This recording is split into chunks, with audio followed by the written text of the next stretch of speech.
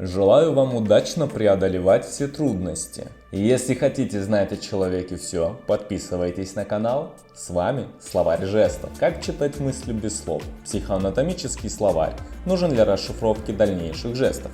Мышцы ног. Символическое местоположение чувства вины и ожидания наказания. Передние мышцы правой ноги соответствуют каре. Папа наказывает. Передние мышцы левой символизируют чувство вины, мама упрекает. Они связаны с большими берцовыми костями, которые часто ломаются под слишком тяжким грузом вины. Именно костями приходится расплачиваться, чтобы перестать чувствовать себя виноватым.